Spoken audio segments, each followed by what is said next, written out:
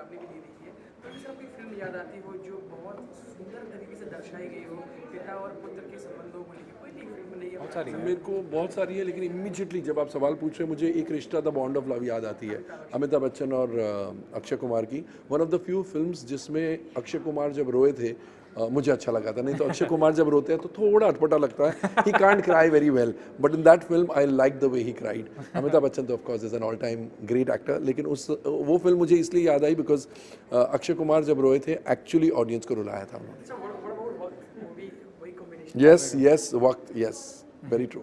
So what about you? My all-time favorite. I first of all, I love films which deal with father and son dynamics. My favorite is Shakti. I think Dilip Saab and again Amit Saab ka that combo. Even today when I watch it and I'll it gives me goosebumps. Very few people know that the film was actually based on a Marathi play, which I got to know recently. Oh, even I yeah, didn't know yeah, this. even I don't know this. I got my writer told me this. It was based on a Marathi play called Rayagadala Deva Jaag Yete. It was about Shivaji and Sambhaji's relationship, and the movie was based on that. So it was, I think, Salim Jav is one of the finest scripts, and performance-wise, both Dilip Saab and seeing them together in one frame was just unbelievable. Incidentally इसकी बात चल रही है, शक्ति की बात चल रही है, तो शक्ति के मैसूर टेरिटरी के डिस्ट्रीब्यूटर मेरे डैड थे। अच्छा. After a long time dad और सन के जो रिलेशनशिप को दर्शाया गया काफ़ी लंबे वक्त के बाद आ रहे हैं मेरे ख्याल से। Correct. क्या देखते हैं कि ऐसी इस तरह की मूवी बननी चाहिए है अभी हर वेल कहानियाँ, हर तरह की कहानियाँ बननी चाहिए, एंड आई एम श्योर आप कह रहे हैं तो मुझे मानना पड़ेगा कि काफ़ी दिनों के बाद ऐसी फिल्म आ रही है, बट या interesting stories with interesting relation dynamics should definitely be told. Are you looking forward to direct some movies और Of course, yeah, I would love to do something with this kind of a dynamic for sure. Sir, there is one more question about जो आपसे मैं पूछना चाहूँगा, क्योंकि ये पिता उसके हीरो रहते हैं, कोई एक क्वालिटी जो आप अभी तक नहीं सीख पाए, सेम क्वेश्चन कोई एक क्वालिटी जो आप अभी तक मिस करते हैं, काश वो चीज़ मेरे अंदर होती, समथिंग लाइक दैट। सेम मैंने जो कहा ना, मेरे पिताजी बहुत मुफट हैं. काश नहीं, मैं बिल्कुल नहीं, मैं कोशिश करता हूँ, बट नहीं. I think I am too diplomatic. वही वो जो किस्सा मैंने सुनाया, उनके जितना ठहराव मुझ में नहीं है। मतलब मुझे याद है राजकुमार संतोषी जी के सिस्टर की वेडिंग थी, वहाँ पर ये किस्सा हुआ था। फिल्म सेंटर के जो ओनर थे Ramesh Patel, God bless his soul, is no more, वो भड़के थे मेरे पापा पर बिकॉज हमने एक आइटम लिखा था जहाँ पर मुकुल आनंद ने ये कहा था कि फिल्म सेंटर अब धोबी घाट की तरह हो गया है। तो फिल्म सेंटर वाले रमेश पटेल ने मेरे पापा को बहुत सुनाया, एंड पापा जस्ट केप्ट स्माइलिंग, शांत हो जाइए, शांत हो जाइए। I blew up and I said how can you talk like that and all. अभी मैं उतना एक्साइट नहीं होता हूँ, लेकिन जितना ठहराव मेरे पापा में था उतना ठहराव अभी भी मुझ में नहीं आया है। Upcoming I am sure we will, I am sure. Thank you.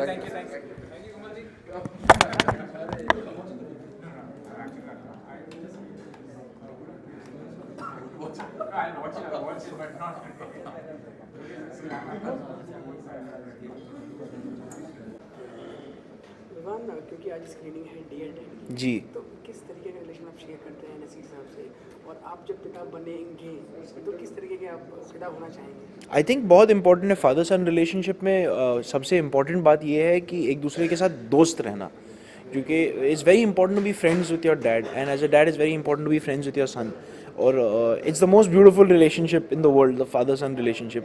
I think सबके साथ everybody, it's the most purest relationship. और सबके लिए हमारे फादर एक भगवान की तरह होते हैं, गॉड की तरह होते हैं, हम सब उनको वर्शिप करते हैं। I think everybody worships their father. They have this guru, this sort of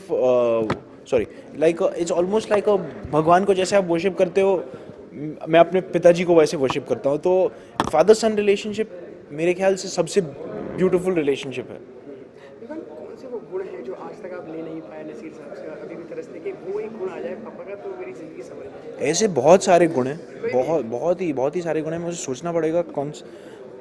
एक गुण तो है कि वो बहुत मेहनत करते हैं अपने क्राफ्ट पे, और कंसिस्टेंटली एज एन एक्टर बहुत अपने रोल को हर चीज़ में, जैसे हम थिएटर करते हैं साथ में, तो जब भी हम साथ में थिएटर करते हैं तो मैं देखता हूँ कि वो कितना मेहनत करते हैं, कितना मेहनत करते हैं।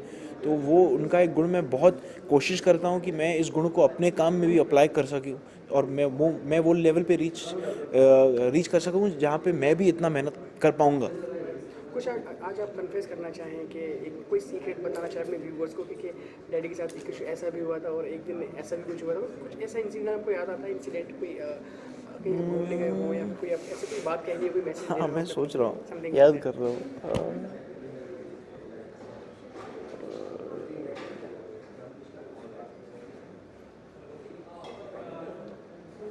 हाँ, एक दिस थिंग आई थिंक, बहुत इंटरेस्टिंग बात ये है कि जब मैं बच्चा था तो मैं बहुत अपने स्टडीज़ के साथ लेकर वो काफ़ी मुझे मदद करते थे। तो जैसे हिंदी था, हिस्ट्री था, इंग्लिश लिटरेचर था, ये सारे विषयों सब्जेक्ट्स तो मैं उनके साथ जाके बैठता था और वो बहुत मदद करते थे। तो कभी कभी लड़ाइयाँ भी होती थी, वो गुस्सा नाराज़ भी होते थे क्योंकि मैं ठीक से मैथ्स पे नहीं पढ़ रहा था या हिंदी में ठीक से नहीं पढ़ रहा था। तो बहुत मज़ा भी आता था, एक दूसरे के साथ मस्ती भी करते थे और वो सिखाते थे भी थे मुझे अपने पढ़ाई में। तो पढ़ाई में बहुत आई थिंक मज़े आए साथ में, क्योंकि और ऑल्सो उसके बाद पढ़ाई ख़त्म करने के बाद, कॉलेज ख़त्म करने के बाद जब मैं थिएटर शुरू किया मैंने उनके साथ जब थिएटर, तो वो थिएटर करने का भी सबसे कमाल का एक्सपीरियंस था कि इतना सीखने को मिला। और आई थिंक पहली बार मैं ठीक से एज एन अडल्ट उनके साथ काम कर रहा था, क्योंकि मैं बचपन से तो मैं थिएटर किए ही जा रहा हूँ उनके साथ। एक प्ले है उनका वेटिंग फॉर गॉड, जिसमें as a child I was there. तो जब कॉलेज के बाद पढ़ाई ख़त्म करने के बाद जब मैं पहली दफ़ा उनके साथ एज एन अडल्ट काम करने के लिए गया, तो वो बहुत ही एक स्पेशल एक्सपीरियंस था। और नसीर साहब की कोई भी एक बहुत बेहद खूबसूरत फिल्म जो आपको हमेशा याद आती हो और आपने कई बार देखी हो? बहुत सारी फिल्में हैं, लेकिन मेरे favourite, my personal favourite is जलवा, देन मासूम, and is also a very old film of is called Albert Pinto को गुस्सा क्यों आता है, वो भी एक मेरी बहुत फेवरेट फिल्म है उनकी। तो लेकिन बहुत सारी फिल्में, पता नहीं, I don't know where to start, लेकिन off the top of my head I can remember these three are my three favourite which I can remember right now. ये तो आपकी फेवरेट थी, लेकिन अगर आपको मौका मिले कुछ रीमेक करने का अपने पिताजी की फिल्म को, कोई भी कौन सी आप रीमेक करना चाहेंगे? एक्चुअली रीमेक तो मैं करना चाहूँगा इस फिल्म को, Hero Hira Lal.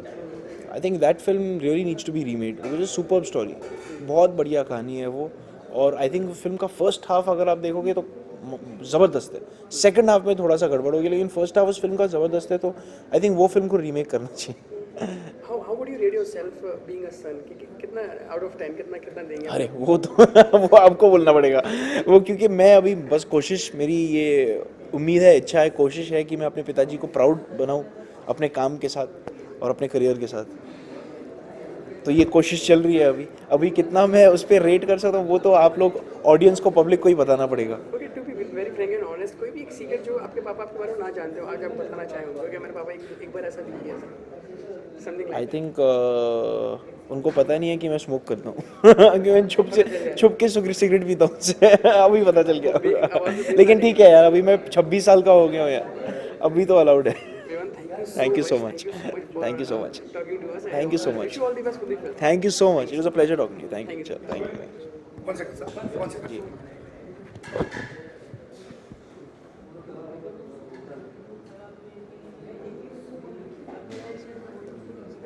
You want selfie?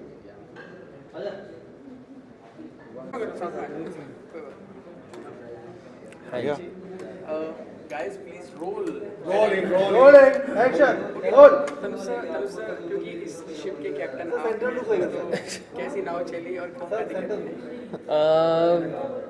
नाव बहुत ही अच्छी चली, स्मूथली चली actually. For first time director के लिए इतनी स्मूथ ढंग से फिल्म बनाना बहुत ही मुश्किल होता है, लेकिन किस्मत अच्छी थी मेरी और Arvind sir came on board, सारा अच्छा खासा निकल गया और फिल्म भी बहुत ही अच्छी स्वीट फिल्म निकल गई है। वो मैं टूर में पढ़ता था, हम साथ में पढ़ते थे हम लोग 6 साल 6 साल हमने साथ में बिताया देहरादून में तो ये वो उन दिनों की बात, ये ओमाज के बारे में है जब हम लोग दिल्ली से देहरादून कभी ये स्कूल पार्टी की तरह से आते थे।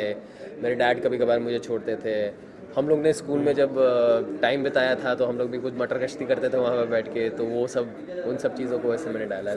ये आपकी पहली फिल्म है, इसके पहले भी आपने कुछ डायरेक्ट किया फिर असिस्ट यहाँ इंडिया में पहली है। मैं यूएस में मैं पहले 4 साल था। मैंने वहाँ पर बिग बैंग थ्योरी करके एक शो है, उस पर मैंने काम किया था। फैमिली गाय करके एक एनिमेटेड टीवी शो है, उस पर भी मैंने काम किया था।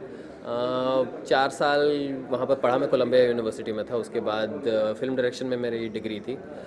उसके बाद सोचा कि मैं वापस इंडिया आ जाऊँ, क्योंकि सब यहीं पर है और फिल्म इंडस्ट्री भी ग्रो कर रही है इसके हिसाब से।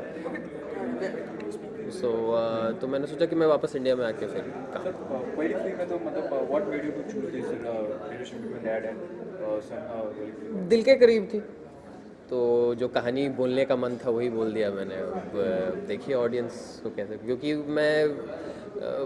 मैं फेजेस के थ्रू जाता हूँ कि मुझे अब ये कहानी बोलनी है, वो करना है, तो मैंने सोचा कि मैं यही। और प्लस बाहर विदेश में 4 साल रह के जब मैं वापस इंडिया तो मेरे को स्कूल की याद आती थी, दोस्तों की याद आती थी, वो ट्रिप्स की याद आती थी, तो उसी नॉस्टैल्जिक मोमेंट में था, तो मैंने इसलिए मैंने यही कहानी उठा के बना दी। How did you go about the researches and all that? If we talk about this film, तो क्या background रहा, क्या तैयारियाँ रही? अब को मेरी डिग्री फिल्म डायरेक्शन में है, तो मैं बहुत निटी ग्रिटी ढंग से काम करता हूँ। मैं पेंटिंग में करता हूँ, तो मैं स्टोरी बोर्ड करके बैठ के मैंने स्टोरी बोर्ड किया पूरे मूवी का, स्क्रिप्ट को पॉलिश किया वहाँ पे बैठ के। उसके बाद मेरी मूवीज़ हमेशा मैं सोचता हूँ कि पहले मैं स्क्रिप्ट तैयार करूँ, फिर मैं एक्टर को अप्रोच करूँ। तो जो फादर का फिगर था जो मेरे दिमाग में और जो इमेज थी, वो अरविंद सर से काफ़ी एक्चुअली मैच किया था। जो मैंने कास्टिंग डायरेक्टर से हम लोग ने बैठ के बात की, तो पहला नाम और सर को हम लोग ने अप्रोच किया और फॉर्चुनेटली सर ने हाँ कह दिया और फिर फिल्म बन गई। क्योंकि टाइटल पे डैड है, तो हम कितने रियल इंसिडेंट्स देख पाएंगे आपकी लाइफ से जो आप इसमें डालें? छोटी छोटी मूवमेंट्स हैं इसमें, सच एज फॉर एग्जांपल मेरे डैड मेरे को एक बार छोड़ रहे थे, तो मुझे उस दिन पता लगा कि मेरे डैड बहुत ही अच्छे स्पोर्ट्समैन थे अपने स्कूल में, वो भी बोर्डिंग स्कूल में गए हुए थे, तो वो काफ़ी अच्छे स्पोर्ट्समैन थे एक्चुअली। और उस दिन उनको भी पता लगा मेरी कोई गर्लफ्रेंड थी, तो थोड़ा ऑकवर्ड हो गया था एक्चुअली बाद में, because I have a conversation with your dad like, you know, oh yeah I am seeing this girl right now and I might be taking her out for dinner, like where are you getting the money from bro, and पता नहीं bro कैसे। So, when was this? Which class? आपता अच्छा, तो SC form 12th में। आपता ये देखो इनके relationship history भी आ रही है क्या? No, but things like that are there in the movie। जब बाप बेटों के बीच में बॉन्डिंग होती है, एक बार बात करते हैं, तो वो सब चीज़ें। और जैसे स्कूल में हम लोग remember when we locked stuff in buckets, the dog, अरे so there's something like that in the movie। The kids play prank on the teacher, so that's तो हम लोग के उन moments को मैंने थोड़ा सा यहाँ पर फिर रिपीट करने की कोशिश की और यहाँ पर